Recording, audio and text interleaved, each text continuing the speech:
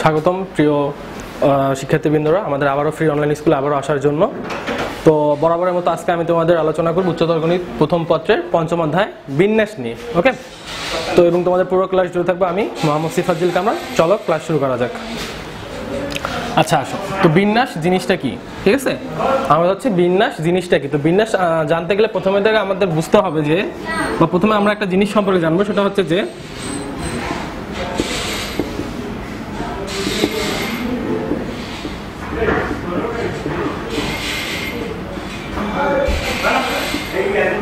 গণনার গুণনবিধি। তাহলে আমি কি বললাম, যে আমি যদি বিন্যাস সম্পর্কে জানতে চাই তাহলে আমাদেরকে প্রথমে জানতে হবে যে গণনার গুণনবিধিটা আসলে কি জিনিস। ওকে, আচ্ছা আসো, তো বিধিটা আপাতত বাদ দিলাম, যে গণনার গুণনটা দেখি। তো একটা এক্সাম্পল নাও, মনে করো যেটা তোমার বাসা, বা ধরো যে এটা আমার বাসা, ঠিক আছে, আমি একটু সংক্ষেপে লিখতেছি, মাই হোম। ঠিক আছে, তারপর এটা মনে করো যে দিনাজপুর। ঠিক আছে, আর এখানে মনে করো আছে হচ্ছে তোমাদের হাজী মোহাম্মদ দানেশ। আচ্ছা, হাজী দানেশ মনে করো যে ভার্সিটি। আচ্ছা, তো এখন দেখো কথা হচ্ছে যে আমি আমার বাসা থেকে হাজী দানেশে যাব। ঠিক আছে, তো যাওয়ার জন্য আমার প্রথমে সে ধরো যে এখানে আছে তিনটা রাস্তা। কয়টা রাস্তা? তিনটা রাস্তা। এবং দিনাজপুর থেকে আমার হাজী দানেশ যাওয়ার জন্য রাস্তা আছে দুটা। তাহলে আমি কি বললাম, যে আমার বাসা থেকে আমি দিনাজপুর যখন যাব তখন আমার রাস্তা ছিল তিনটা। দিনাজপুর থেকে আমি যখন হাজী দানেশ যাব তখন আমার রাস্তা ছিল দুটা। সে আমি ধরে নিচ্ছি। তো আমি এখন দেখো এখান থেকে আমি রাস্তাগুলোর নাম দিচ্ছি, এ বি সি ডি ই। ওকে, তো এখন তোমাদেরকে যদি কোশ্চেন করা হয়, কোশ্চেনে বলা হলো যে আমি আমার বাসা থেকে যদি হাজী দানেশ যেতে চাই তাহলে আমাকে কয়টি রাস্তা নিয়ে আমি যেতে পারবো? তোমরা অনেকেই বলবা যে ভাইয়া 5টি হবে। কয়টি হবে? 5টি হবে। আবার অনেকেই বলবা যে 6টি হবে। ঠিক আছে, তাহলে অনেকে বলবা কি, অনেকে বলবা 5টি, অনেকে বলবা আবার 6টি। তো কথা হচ্ছে যে আসলে এক্স্যাক্টলি ভাবে আমরা কি বলবো, যে আমার বাসা থেকে আমার হাজী দানেশ যেতে মোট কয়টি রাস্তা পড়তেছে, এটা আমরা এখন ক্যালকুলেশন করে দেখি যে আসলে আমাদের মোট কয়টি রাস্তা লাগতেছে। তো দেখো, মনে করো আমি প্রথমে এ রাস্তাটাকে সিলেক্ট করলাম। কোন রাস্তাটাকে সিলেক্ট করলাম? এ রাস্তাটাকে সিলেক্ট করলাম। তো দেখো যখন আমি এ রাস্তা দিয়ে যখন দিনাজপুর যাব তখন দিনাজপুর থেকে আমার দুটো রাস্তা পড়বে, যেটা হচ্ছে হাজী দানেশ যাবে। তো একটা রাস্তার নাম হচ্ছে ডি, আর একটা রাস্তার নাম হচ্ছে ই। তাহলে দেখো আমি যখন এ কে সিলেক্ট করলাম, যখন আমি এ কে সিলেক্ট করলাম তখন আমার রাস্তা ছিল, রাস্তা তখন মোট কয়টা হচ্ছে, তাহলে আমি বলতে পারি এডি একটা, আর একটা হচ্ছে এই, বলতে পারি কিনা? অনুরূপভাবে আমি যখন বি কে সিলেক্ট করব তখন আমার আবার রাস্তা হবে এই পাশে দুটো। তখন তাহলে কয়টা হচ্ছে? BD BE. আবার আমি যদি সি কে সিলেক্ট করি তাহলে তখন আমার রাস্তা হচ্ছে আবার দুটা। তাহলে সেটা কি কি হচ্ছে? সিডি সিই।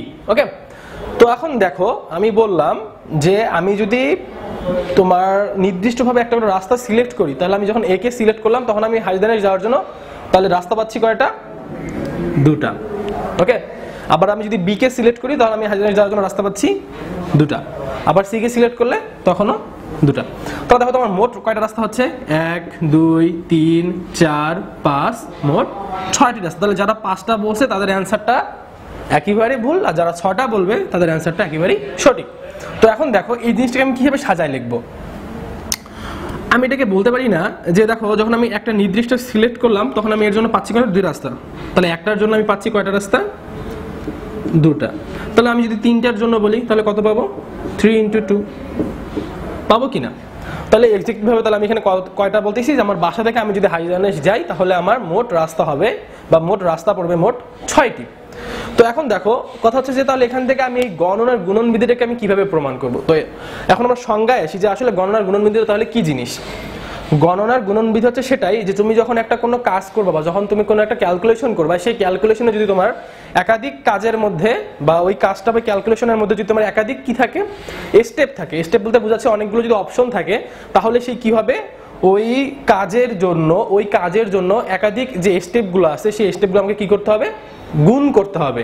তো দেখো আমি কি করলাম, এখানে আমি একে দিয়ে এই দুটাকে আমি কি করলাম যে একটার জন্য দুইটা, তো আমার এখানে স্টেপ আছে মোট কয়টা দেখো তো, একটা স্টেপ, দুইটা স্টেপ, তিনটা স্টেপ। তাহলে আমি একটা কাজ করতেছি, সেই কাজটা কি, যে আমি আমার বাসা থেকে হাজিদানেশ যাবো, এটা আমার কাজ। তো এই কাজের জন্য আমি কয়টা স্টেপ পাচ্ছি, তিনটা স্টেপ পাচ্ছি, একটা এ স্টেপ, একটা বি স্টেপ, একটা সি স্টেপ। তো দেখো একটা স্টেপের জন্য আমার কয়টা কাজ করতে লাগতেছে, দুটা, তাহলে তিনটার জন্য 3 × 2। তাহলে যে আমি গুণন করলাম, বললাম না যে স্টেপগুলোকে কি করতে হবে, আমাকে প্রত্যেকটা স্টেপকে গুণ করতে হবে। তো এটাই মূলত ছিল আমার কি গণনার গুণন বিধি। তো কথা হচ্ছে যে আমি কেন বললাম যে আমি বিন্যাস লেখছি পারমুটেশন অঙ্ক করব, তা না করে আমি কেন গণনার গুণন বিধিটা তোমাদেরকে বললাম। আসলে বিন্যাস কথাটার অর্থ হচ্ছে যে কোনো একটা ম্যাথকে তুমি ক্যালকুলেশন করে সেটাকে কিভাবে সাজাবা বা কত উপায়ে সাজাবা, এই যে সাজানোর যে সংখ্যা পরিমাণ নির্ধারণ করতেছো তুমি, মূলত এটা হচ্ছে আমার বিন্যাস। তো এই যে আমি সাজাতে গেলে কত উপায়ে সাজাবো বা কিভাবে সাজাবো, এই জিনিসগুলো যখন আমি কাজ করব, সেক্ষেত্রে আমাকে অবভিয়াসলি গণনার গুণন বিধিটা লাগবে। কারণ শুধুমাত্র গণনার গুণন বিধি দিয়েই আমি যে কোনো বিন্যাসের যে কোনো ম্যাথকে আমি কি করতে পারবো, সলভ করতে পারবো, তবে আমি সলভ করতে পারবো না। তো এখন দেখো ভাইয়েরা, যে আমার নর্মালি তাহলে আমার বেসিক্যালি তাহলে আমার কি করতে হবে, যে আমি যদি একটা কাজের মধ্যে একাধিক স্টেপ পাই, তাহলে আমার প্রত্যেকটা স্টেপ কি করতে হবে, স্টেপকে আমাকে গুণ করতে হবে। ওকে, তো এটা ছিল আমার তোমার হচ্ছে এমনি নর্মাল যে প্রথমে মানে কি বলবো, প্রথমের দিকে আমার যে কাজটা করতে হবে শিখতে হবে, সেটা হচ্ছে বিন্যাসের গেল। তো এখন আসো, কথা হচ্ছে যে আমি তো এটা করলাম, এখন আমরা একটু ফর্মুলার দিকে আসি। মনে করো যে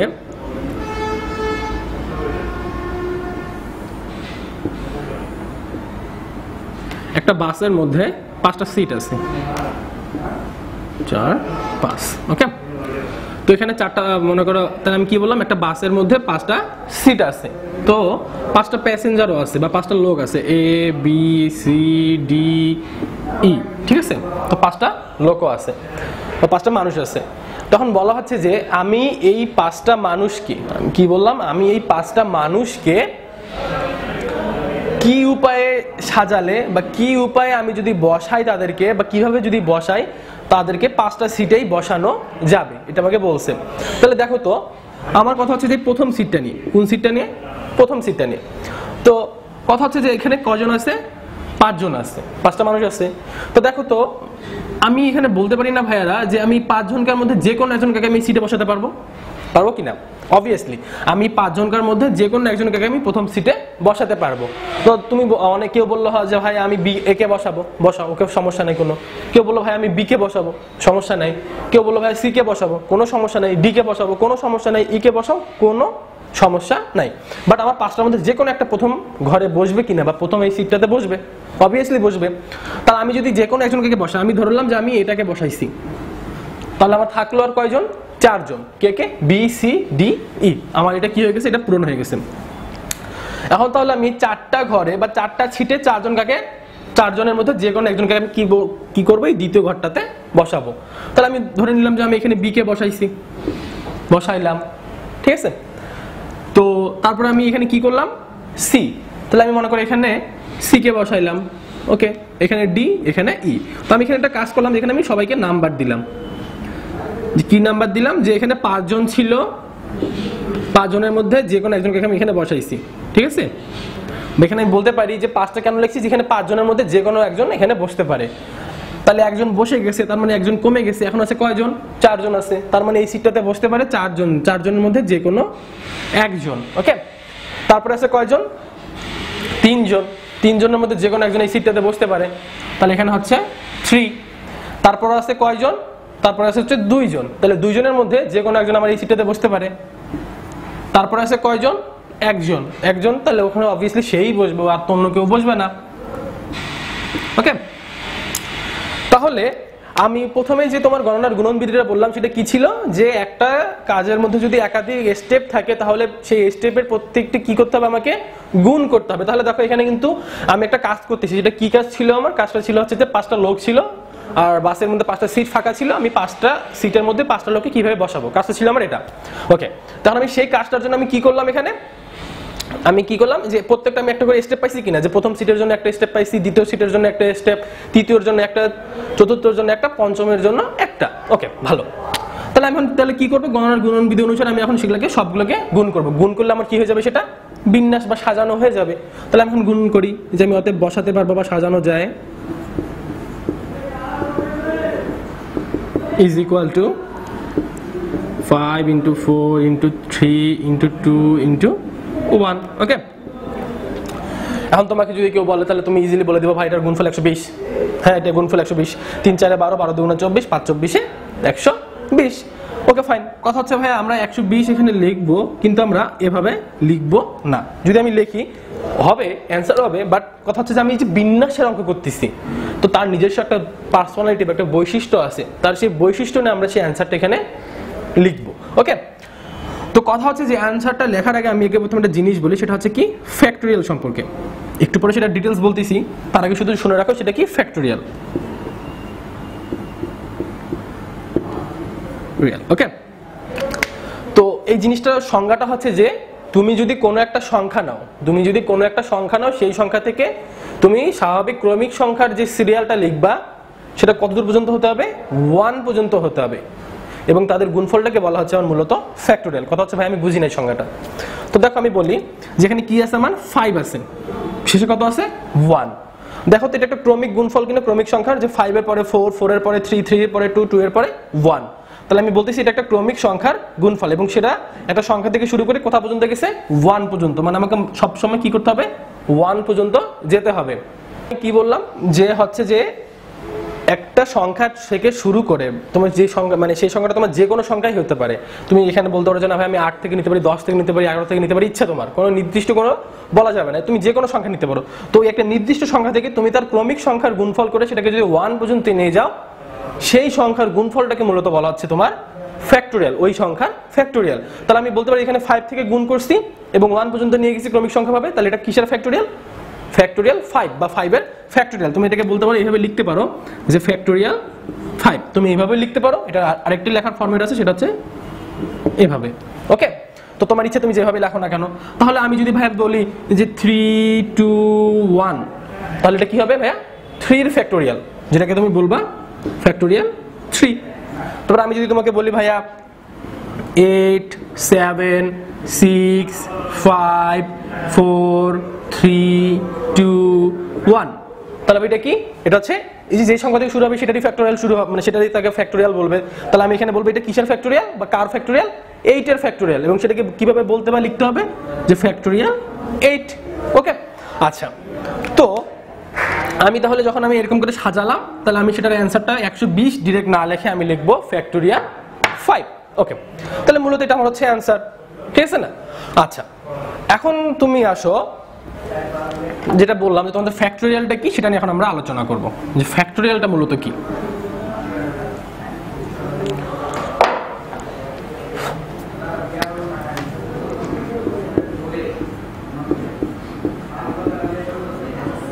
আচ্ছা, তো ফ্যাক্টোরিয়ালটা কি, তো বললাম ক্রমিক সংখ্যার গুণফল। তো আমরা কয়েকটা ফ্যাক্টোরিয়াল লিখি, ঠিক আছে, কি লিখবো, কয়েকটা ফ্যাক্টোরিয়াল।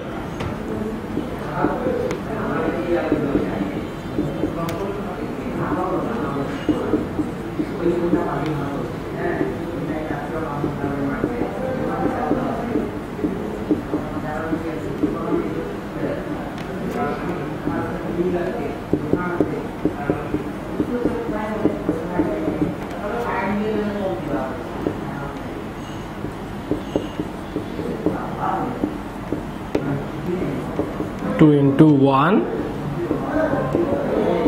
factorial 1। আমি সবার লাস্টে একটা কাজ করলাম, সেটা কি লিখলাম, আমি 0 ফ্যাক্টোরিয়াল বা factorial 0 is equal two what. তার মানে আমি এটা নিয়ে একটু পরে তোমাদেরকে বলবো, তার আগে আমরা এগুলা নিয়ে আলোচনা করি। কথা হচ্ছে ভাইয়া আপনি শুধু এই কটা ফ্যাক্টোরিয়াল কেন লিখলেন বোর্ডের মধ্যে, যে শুধু লিখলেন factorial 6 factorial 5 factorial 4 factorial 3 factorial 2 factorial 1, আপনি কেন শুধু এই কটা ফ্যাক্টোরিয়াল লিখলেন? কথা হচ্ছে ভাইয়া তোমরা যখন এই বিন্যাসের অঙ্ক করতে যাবা, মূলত তোমরা দেখবা যে এই কয়েকটা ফ্যাক্টোরিয়াল তোমাদেরকে প্রায় প্রায় লাগবে, ঠিক আছে। হ্যাঁ, আরো লাগবে, কিন্তু এই কটা ফ্যাক্টোরিয়াল তোমাদেরকে প্রায় প্রায় লাগবে। তো তোমরা যদি এর মান মানগুলো মনে করে যে সহজে জেনে রাখতে পারো, তাহলে আমাদের জন্য অবভিয়াসলি অঙ্ক করার সময় কি হবে, অনেকটা টাইম তোমাদের কি হবে, সেভ হবে।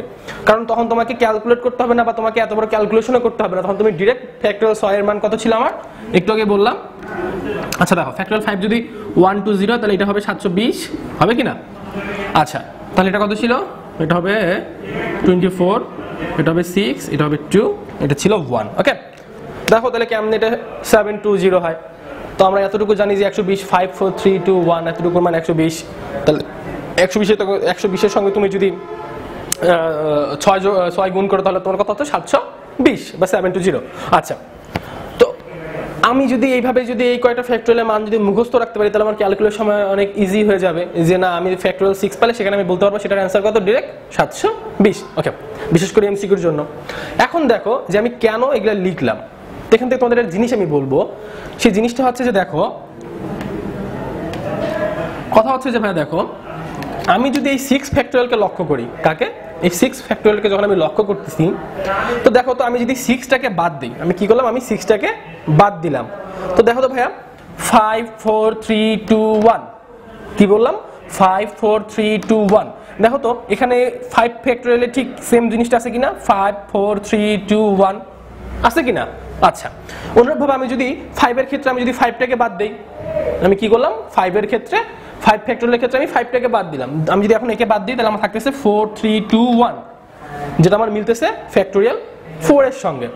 তো দেখো তো আমি এখান থেকে একটা শর্টকাটে একটা কথা বলতে পারি না, যে সে কথাটা হচ্ছে যে আমি যদি ফ্যাক্টরিয়াল 6 লেখার পরে আমি ওই সংখ্যাটা নরমাল লিখলাম, লেখার পরে ওর সঙ্গে গুণ দিলাম আমি কি ফ্যাক্টরিয়াল 5।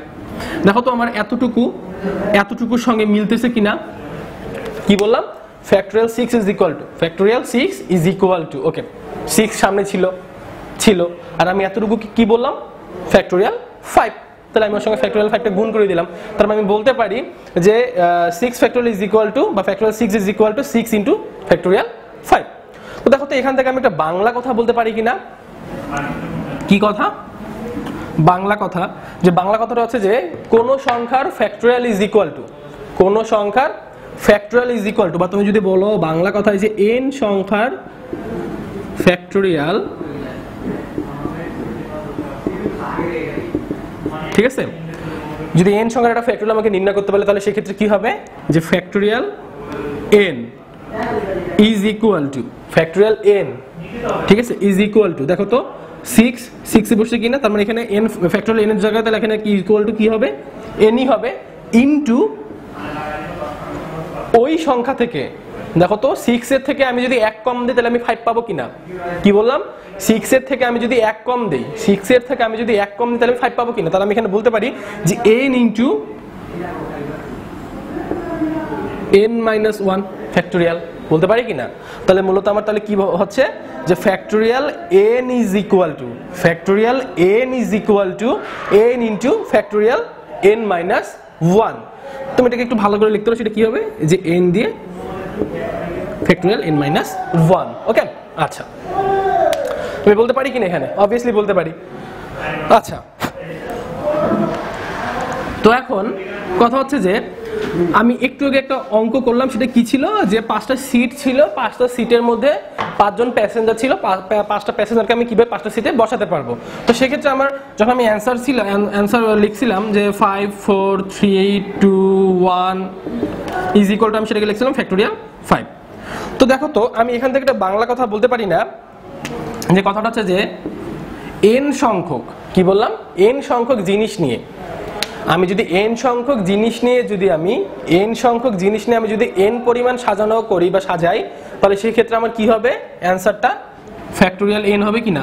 যেখানে আমার কি ছিল, 5 জন প্যাসেঞ্জার ছিল এবং 5টা সিট ছিল, তাহলে কি বললাম যে 5 জন লোক ছিল এবং 5টা সিট ছিল, সেক্ষেত্রে আমার n সংখ্যক জিনিসের জন্য n সংখ্যক সাজানো কিনা, বা n সংখ্যক জিনিসের জন্য আমি n সংখ্যক নিয়ে কাজ করছি, তাহলে সেই ক্ষেত্রে আমার অ্যানসারটা কি ছিল, এখানে 5 ছিল বিধায় ফ্যাক্টরিয়াল 5 হইছে, তাহলে এখানে যদি আমি n সংখ্যক নিই তাহলে সেটা কি হবে, ফ্যাক্টরিয়াল n হবে।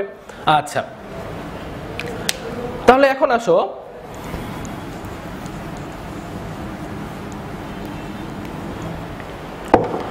আরেকটা ফর্মুলায়, যে সেই ফর্মুলাটা হচ্ছে তোমার এবারও 5টা প্যাসেঞ্জার আছে A B C D E, okay. But এবার সিট আছে কয়টা? এবার সিট আছে মনে করো 3টা, ওকে। সিট আছে 3টা। তো তোমাকে বলা হলো যে এই 5টা প্যাসেঞ্জারকে তুমি এই 3টা সিটে কিভাবে বসাবা বা কিভাবে তুমি সাজাবা, ওকে। তো কথা হচ্ছে ভাই দেখো তো, এই যে 5টা যে আমার প্যাসেঞ্জার আছে তার মধ্যে আমার এই একটা সিটে আমার এই 5 জনের মধ্যে যে কোনো একজন বসবে কিনা? বসবে, হ্যাঁ। এখানে তাহলে আমার কি হচ্ছে যে এখানে আমার যে কোনো একজন বসতেছে 5টার মধ্যে, ঠিক আছে। তাহলে আমি আবারও বলতে পারি এখানে 5টার মধ্যে যে কোনো একটা বসবে, ওকে ফাইন। তারপর থাকে আমার 4টা, আমি অনুরূপভাবে বলতে পারি এখানে তাহলে আমার যে কোনো 4টার মধ্যে যে কোনো একটা বসবে, অনুরূপভাবে এখানে 3টা, ঠিক আছে। এখন কথা হচ্ছে বাকি যে 2 জন আছে, কয়জন আছে? তাহলে বাকি থাকতেছে কিন্তু 2 জন, কারণ আমার 3টা সিট ছিল প্যাসেঞ্জার 5টা।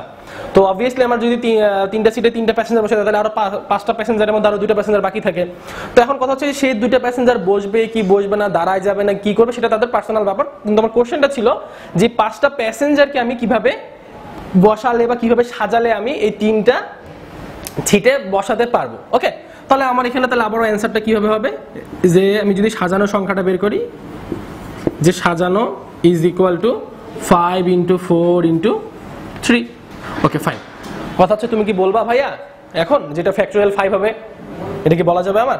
না, এটা বলা যাবে না। কেন? কারণ আমি বলছিলাম যে কোন একটা নির্দিষ্ট সংখ্যা থেকে গুণ করে ওই সংখ্যাটা কোথায় যেতে হবে, আমার 1 পর্যন্ত যেতে হবে। কোথা থেকে যেতে হবে? 1 পর্যন্ত। তাহলে এই ক্রমিক সংখ্যার গুণফলটাকে আমি বলতেছি কি? ফ্যাক্টরিয়াল। কথা হচ্ছে ভাই এখানে তো আমরা তো 1 পর্যন্ত যাইনি, ঠিক আছে। তো 1 পর্যন্ত যায়নি তো কি হয়েছে দেখো তো, আমি পরের লাইনটাকে এভাবে লিখতে পারি না, 5 × 4 × 3 × 2 × 1। তাহলে আমি এখানে 2 × 1 এক্সট্রা নিচে, আমি নিচে একটা এক্সট্রা নিয়ে নিলাম। আমি যখন কাটাকাটি করি আমি আবার উপরের লাইনটা পাবো কিনা? অবভিয়াসলি পাবো। তো এখন দেখো তাহলে আমি উপরেরটাকে এখন কি বলতে পারি? ফ্যাক্টরিয়াল 5, আর নিচেটাকে বলতে পারি আমি ফ্যাক্টরিয়াল 2, বলতে পারি কিনা? কথা হচ্ছে ভাই এটা তাহলে আমার অ্যান্সার হয়ে গেল, কিন্তু না, আসলে আমি এইভাবে অ্যান্সারটাকে লিখবো না। অ্যান্সারটাকে আমি লিখবো কি ভিত্তিতে? তো দেখো তো ভাই এখানে ঘটনা ছিলটা কি কি নিয়ে? এখানে ঘটনা ছিল 5টা প্যাসেঞ্জার ছিল, আর কি ছিল? 3টা আমার সিট ছিল, ঠিক আছে। তো সংখ্যা মোট দেখো এখানে কি কি কমন আছে, যে একটা 5 আর একটা 3। তো যখন তোমার এই টাইপের কোনো অঙ্ক থাকবে তখন তোমার অ্যান্সারটা এইভাবে লিখতে হবে যেন ও অ্যান্সারের মধ্যে তোমার এই 5 আর 3 কমনটা থাকে, ঠিক আছে। এই সংখ্যাটা কমন থাকে। তোমার এখানে কিন্তু 5 ছিল, ভালো কথা, বাট এখানে 2 আসছে, কিন্তু আমার 2 কিন্তু এখানে নাই। এই অঙ্কের মধ্যে আমার কিন্তু 2 কমন, মানে তোমার যে সংখ্যাটা সেটা কিন্তু নাই, আসছে কত? 3। তাহলে আমি এটা কিভাবে এখন সাজাবো? তাহলে দেখো আমি এটাকে সাজা লিখতে পারি কিনা। উপরে ফ্যাক্টরিয়াল 5 থাকলো, আমি দেখো এটাকে এভাবে লিখতে পারি কিনা, ফ্যাক্টরিয়াল 5 - 3 লিখতে পারি। আমি যদি বিয়োগ করি তাহলে আমার ফ্যাক্টরিয়াল 2 আসতেছে, ওকে। আচ্ছা, তো কথা হচ্ছে ভাইয়া আমি এখন একটা সাহস করে একটা জিনিস লিখবো, সেটা কি লিখবো? লিখবো হচ্ছে যে 5p3, কি লিখলাম? 5p3। কথা হচ্ছে ভাই আপনি এটা কেন লিখলেন?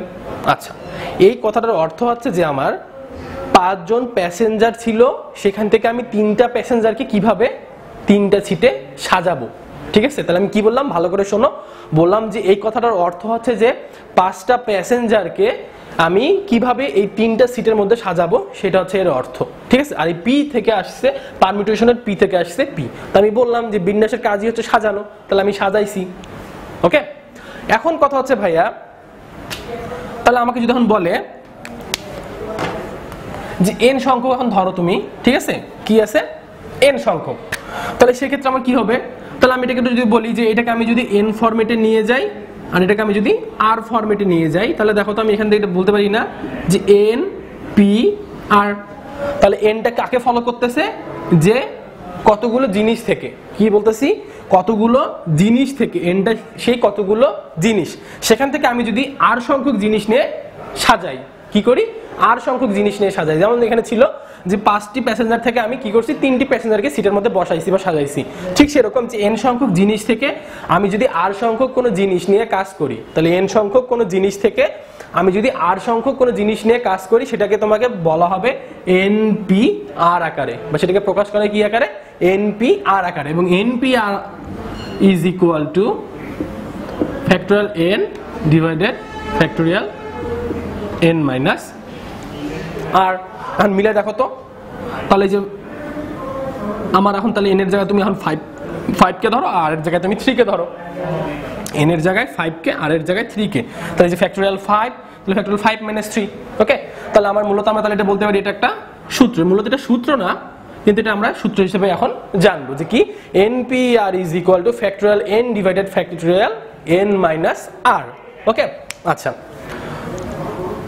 তো আমি তোমাদেরকে কিছুক্ষণ আগে একটা জিনিস দিয়ে হোয়াট দিছিলাম, সেটা কি দিছিলাম যে factorial 0 is equal two what, কি দিছিলাম যে factorial 0 is equal two what, আমি বলছিলাম যে এটা একটু পরে তোমাদেরকে বলবো।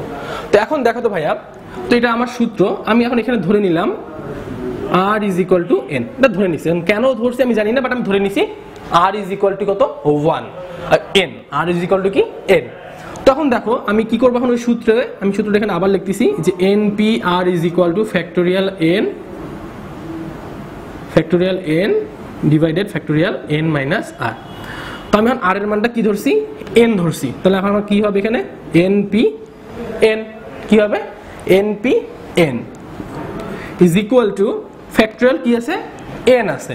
তাহলে এখন দেখো আমি যদি এখানে n কেই লিখতেছি আর এখানে আমি যদি ফ্যাক্টোরিয়াল r এর জায়গায় n মাইনাস r এর জায়গায় আমি যদি n লিখি তাহলে আমার ক্যালকুলেশনটা কি দাঁড়াচ্ছে npn ইজ ইকুয়াল টু উপরে ফ্যাক্টোরিয়াল n আর নিচে থাকতেছে ফ্যাক্টোরিয়াল 0। তো আমি কি বললাম, আমি সূত্রটা পাইলাম কি একটা যে npr is equal two factorial n divided factorial n minus r। তো আমি একটু আগে বলছিলাম যে ভাইয়া factorial 0 is equal two what দিয়ে রাখো, তোমরা কেন হোয়াট দিছি সেটা আমরা এখন ব্যাখ্যা করব। আচ্ছা, তো আমি ধরে নিলাম n is equal two r, এখন আমি কেন ধরে নিছি n is equal two r সেটা আমি জানি না, কিন্তু আমি ধরে নিছি n is equal two r। তা আমি যদি এখন এখানে কি করি n, আচ্ছা r এর মানটা আমি যখন n বসাই দেই তাহলে npn, এখানে তোমরা লেখো যে r is equal two n। ওকে, আচ্ছা n মাইনাস n, ওকে লিখতে পারি কিনা, তাহলে npn is equal two factorial n divided factorial 0। ওকে, তো দেখো ভাই এখানে আসছে কি আমার npn, এখানে কি আসছে npn। তো কথা হচ্ছে যে ভাইয়া এই npn মানে আমি এখন কি বলতে পারি, এই npn মানে আমি এখন কি বলতে পারি। তো দেখো আমি প্রথমের দিকে বলছিলাম যখন আমার ওই এক্সাম্পলটা ছিল যে 5টা প্যাসেঞ্জার ছিল এবং 5টা সিট ছিল, সেই 5টা প্যাসেঞ্জারকে আমি 5টা সিটে কিভাবে সাজাবো, তখন আমি একটা কথা বলছিলাম বাংলা কথা যে n সংখ্যক জিনিস নিয়ে আমি যদি n সংখ্যক পরিমাণ কাজ করি, তাহলে আমি কি বললাম আবারও শোনো, বললাম যে হচ্ছে n সংখ্যক জিনিস নিয়ে আমি যদি n সংখ্যক পরিমাণ কাজ করি তাহলে সেক্ষেত্রে আমার কি ছিল অ্যান্সারটা ফ্যাক্টোরিয়াল n ছিল, ঠিক আছে। কারণ আমি তখন ওখানে কাজটা করছিলাম এটা যে 5টা প্যাসেঞ্জারকে আমি 5টা সিটের মধ্যে বসাইছি, তার মানে কি, তাহলে অ্যান্সারটা তখন আমার ছিল ফ্যাক্টোরিয়াল 5, ঠিক আছে।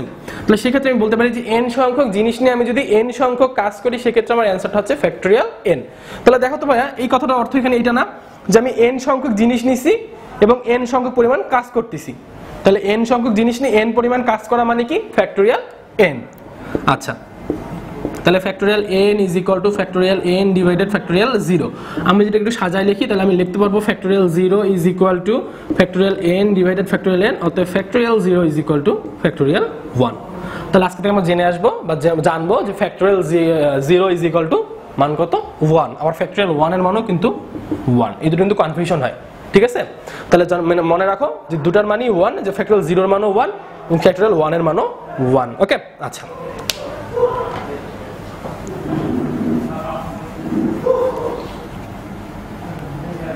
আচ্ছা এখন আসো আমি তোমাদের এই দুটো ফর্মুলাতে দুটো অঙ্ক করি। তো ডটার একটা হচ্ছে কি শব্দ, ডটার শব্দটির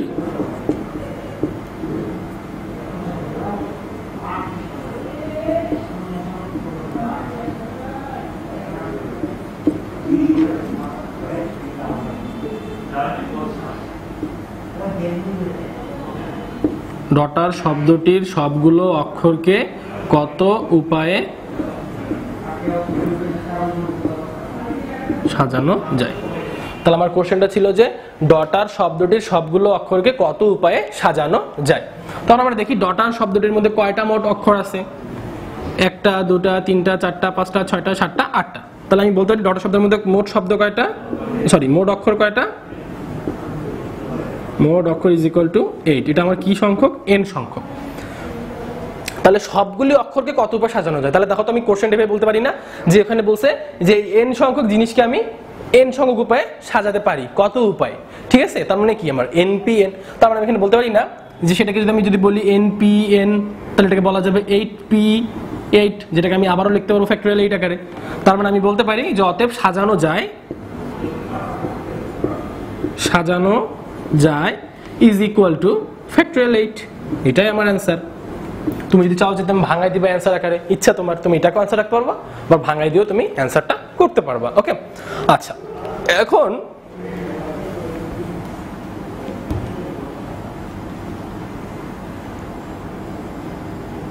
বলল যে ডটার শব্দটির 4টি অক্ষরকে বা 4টি অক্ষর নিয়ে, আচ্ছা ডটার শব্দটির 4টি অক্ষরকে কত উপায়ে সাজানো যায়, ঠিক আছে? কত উপায়ে সাজানো যায়, তাহলে আমি কি বললাম, ডটার শব্দটির 4টি অক্ষরকে কত উপায়ে সাজানো যায়, বা তুমি এভাবে বলতে পারো জিনিসটা যে ডটার শব্দটির 4টি অক্ষর নিয়ে কত উপায়ে সাজানো যায়। ওকে, তাহলে দেখো আবার আমি বলতে পারি যে আমার মোট অক্ষর হচ্ছে কি 8টাই আছে। ওকে ফাইন, যেটা n সংখ্যক। এখন এখানে তোমার স্পেসিফিক ভাবে বলে দিছে, নির্দিষ্টভাবে তোমাকে বলে দিছে যে কয়টা অক্ষর নিয়ে কাজ করতে বলছে, এই 8টা অক্ষরের মধ্যে তোমাকে কাজ করতে বলছে 4টাকে নিয়ে। কয়টাকে নিয়ে? 4টাকে নিয়ে। তাহলে এটা দেখো তো এটা আমার আর পড়বে কিনা, তাহলে r = 4। তাহলে এখন দেখো তো আমার ফর্মুলা যে দ্বিতীয় সূত্রটা ছিল, ঠিক আছে, সেই ক্ষেত্রে আমি কি বলছিলাম যে এক্সাম্পলটা ছিল যে 5টা প্যাসেঞ্জার ছিল, 3টা সিট ছিল, সেই 5টা প্যাসেঞ্জারকে আমি 3টা সিটের মধ্যে কিভাবে সাজাবো বা কত উপায়ে সাজাবো। তাহলে এখানেও ঠিক দেখো যে আমার বলছে যে n সংখ্যক জিনিস এবং বলছে সেখান থেকে আমি r সংখ্যক জিনিস নিয়ে যদি সাজাই, তাহলে n সংখ্যক জিনিস থেকে আমি যদি r সংখ্যক জিনিস নিয়ে সাজাই, সেক্ষেত্রে আমার সূত্রটা কি ছিল, npr = factorial n divided factorial n - r, ছিল কিনা? আচ্ছা ছিল। তাহলে এখন দেখো, তাহলে আমি এখানে বলতে পারি না, তাহলে এটা যদি আমার n সংখ্যক হয়, এটা যদি আমার r সংখ্যক জিনিস নিয়ে আমার সাজানোর কথা বলে, তাহলে আমি কি বলবো, 8p4 বলতে পারি কিনা? অবভিয়াসলি বলতে পারি। তাহলে এটাই হচ্ছে আমার কি এখানকার অ্যান্সার। ওকে, আচ্ছা তো তোমাদের আমি যে বললাম যে একটা ছিল আমার প্রথম ফর্মুলাটা কি ছিল, আমি একটু সংক্ষেপে লিখে দেই যে আমি দুটো ফর্মুলা এখান থেকে শিখাইলাম, যে ফর্মুলা F1, যে আমার যদি n সংখ্যক